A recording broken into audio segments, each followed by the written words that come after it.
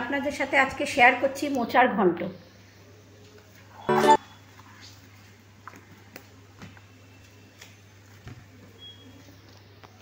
মোচার ঘন্ট বানানোর জন্য এইভাবে খোসাটা ছাড়িয়ে নিলাম আগে, তারপর বেছে, তারপরে আমি এই দুটোকে আপনাদের ফেলে দিতে হবে। এই দুটো এইভাবে সমস্ত মোচাটাকে আপনারা বেছে নেবেন।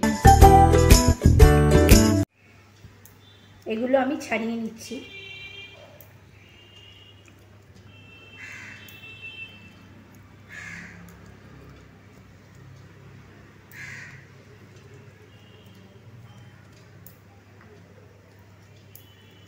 মোচা রান্না করতে বেশ কয়েকটা স্টেপ লাগবে, তার জন্য সময় এবং ধৈর্য দুটোই খুব প্রয়োজন। বাছা হয়ে গেছে, এবার আমি মোচাটাকে কুচিয়ে নিচ্ছি।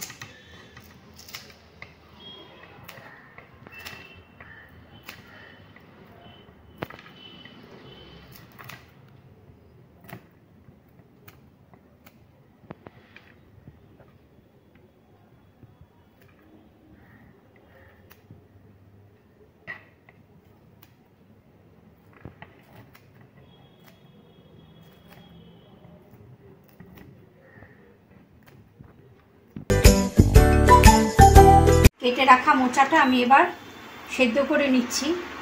জলের মধ্যে দিয়ে দিচ্ছি একটু হলুদ আর নুন।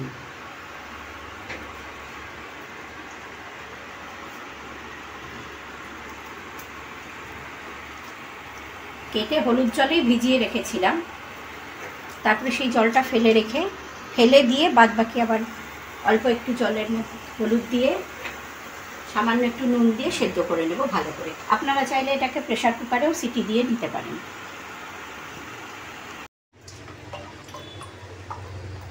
সেদ্ধ করা মোচাটাকে আমি একটু হাত দিয়ে এরকম দিয়ে স্ম্যাশ করে নিলাম।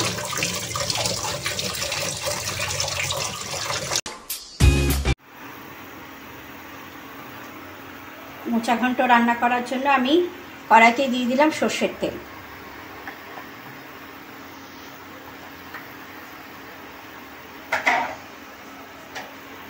তেল গরম হয়ে গেছে, এবার আমি নুন হলুদ দিয়ে মাখিয়ে রাখা চিংড়ি মাছটা ভেজে নিচ্ছি।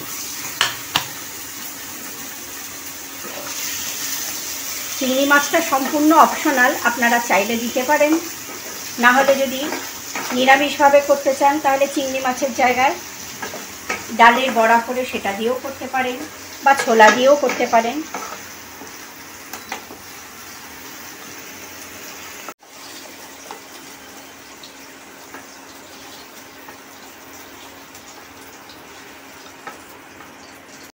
এবার ওই তেলের মধ্যে আবার একটু তেল অ্যাড করলাম।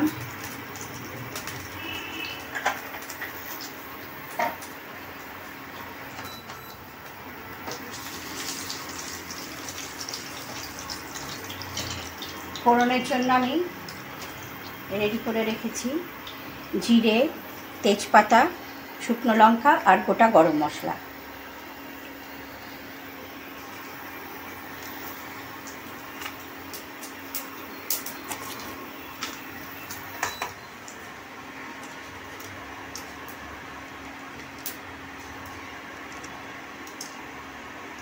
হয়ে গেছে, আলুটা ভাজা হয়ে গেছে, এবার আমি দিয়ে দিলাম হলুদ গুঁড়ো,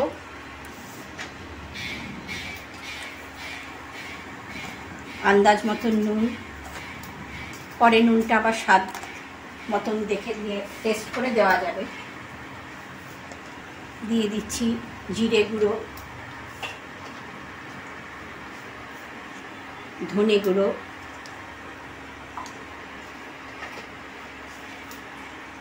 আর টমেটো কুচি।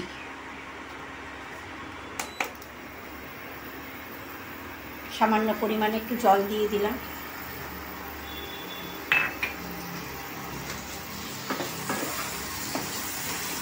এই সময় আমি আদা বাটাও দিই, কিন্তু আজকে আমার কাছে আদা বাটা নেই বলে আমি আদা বাটাটা দিলাম না।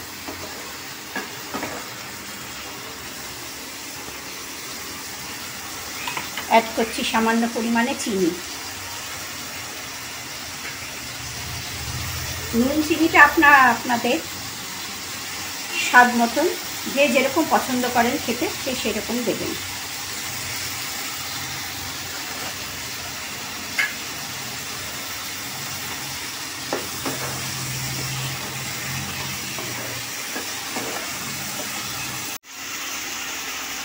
এক মুঠো গোবিন্দভোগ চাল আমি অল্প জলে ভিজিয়ে রেখেছিলাম, সেটা দিয়ে দিলাম।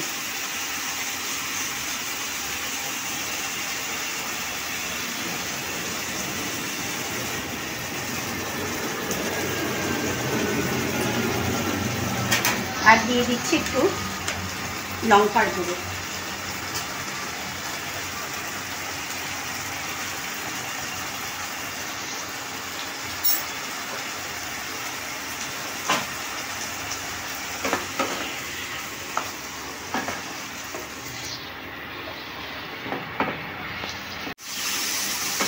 এবার দিয়ে দিলাম মোচাটা।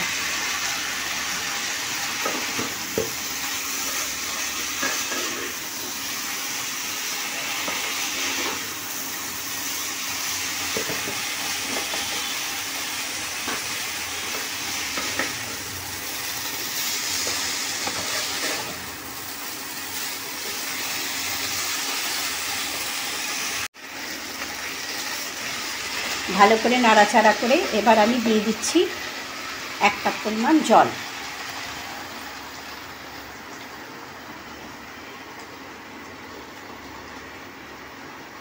একটু ফুটে উঠলেই চিংড়ি মাছগুলো দিয়ে দেব। এবার দিয়ে দিলাম চিংড়ি মাছটা।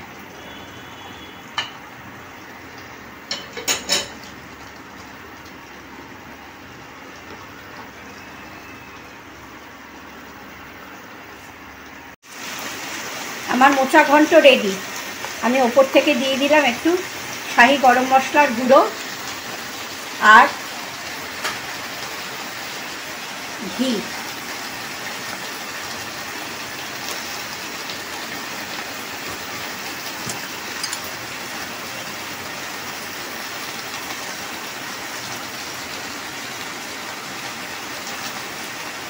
দিয়ে আমি অফ করে দিলাম।